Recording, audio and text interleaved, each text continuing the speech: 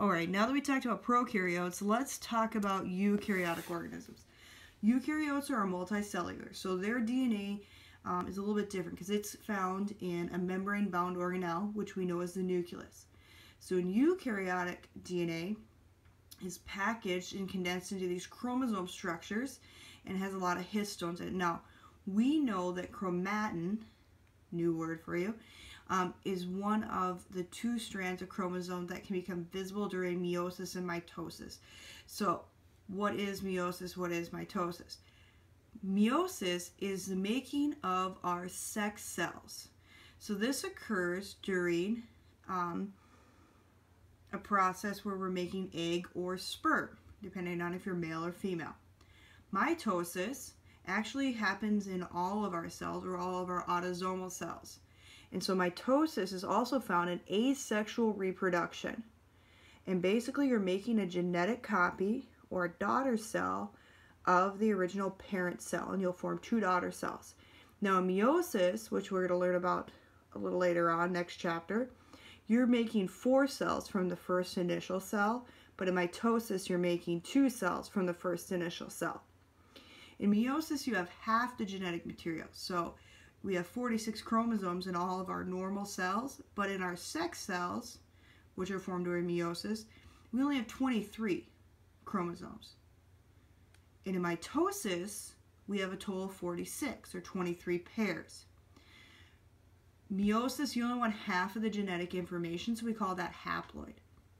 We want half of the genetic information because it's going to combine an egg and a sperm together to make a complete cell.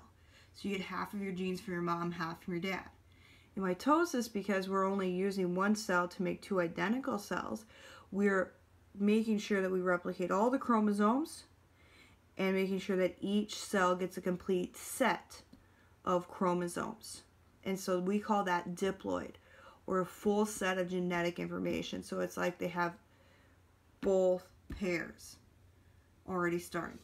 Okay, so let's talk about forming chromatin. So, when we have a fully condensed duplicated chromosomes, and if you look at your book on page 225, you can see in figure 2 we're going to be talking about that structure. So, when we have a fully condensed duplicated chromosomes, this happens only in mitosis. For duplicated full set, we have a single loop of a long nucleus of DNA. That is going to be wrapped around a thing called a histone. A histone is a protein, by the way. And so these histones are holding the DNA.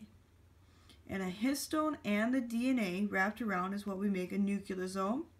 And then that will condense into a chromosome. Now, if you look at the book, you're going to see that you have this little X blue thing that's an X almost.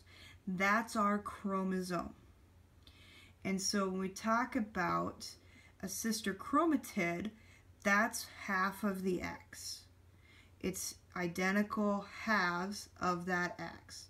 And so why do we package this? Why do we keep it packaged? Why does it need to be packaged during cell division?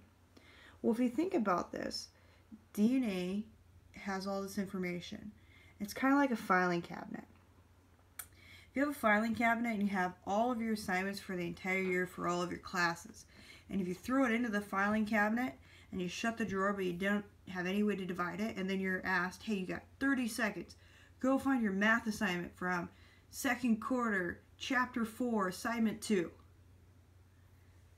Well, if it's just all thrown in the drawer with all of your other assignments from every single other class, how are you to find that math assignment that was asked?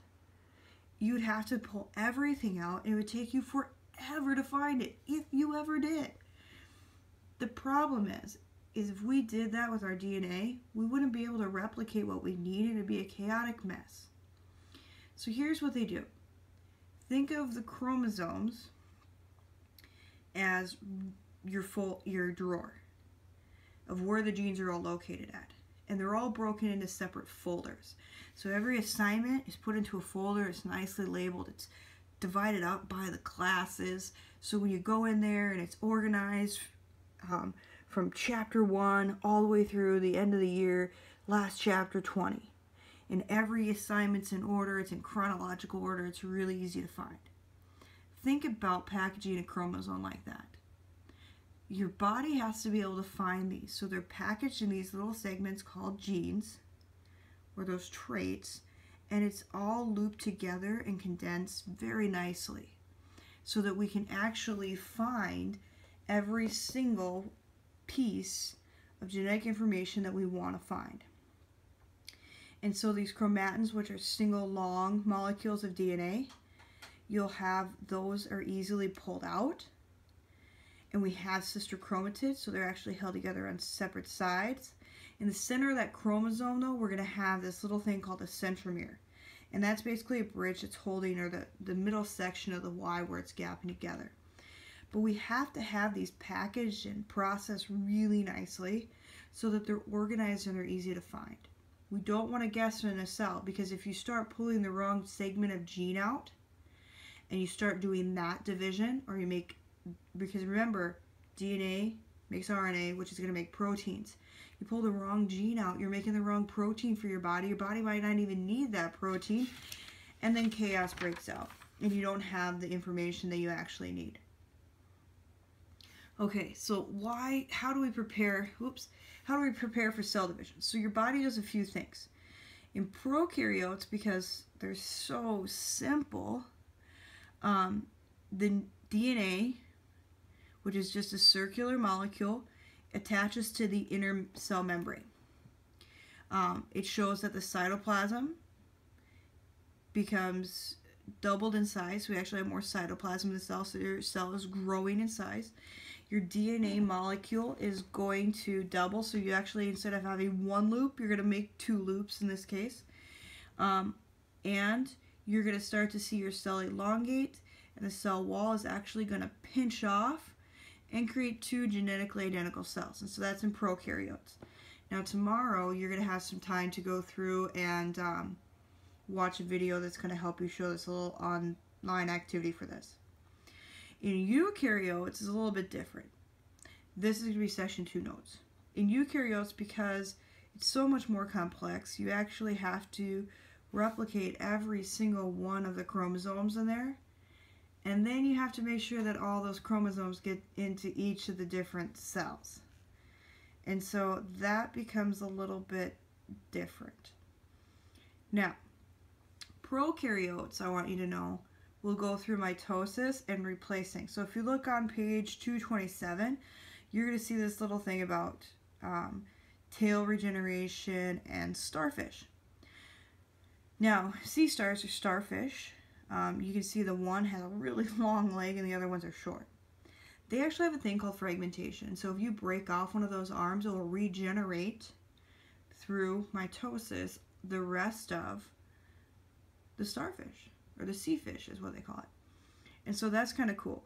And then you can see that a lizard will actually lose its tail and break off because of a defense mechanism, so it can get away from a predator, and it will actually regenerate that tail. So something that we're looking into is looking at replacing those parts for humans. What if we're able to regenerate a limb? Because we can't do that right now. And so we go forth into DNA technology and things like that. Replacement of parts is something that we're actually going to start looking to try to move towards. So that's something that we do have people looking for. However, is that ethical? Is cell regeneration or the replacement of parts, is that ethical? Should we be regrowing hearts in jars and kidneys and things like that? That's questions you're going to have to ask yourself as we go through this chapter, and that can be a little discussion you have after this video.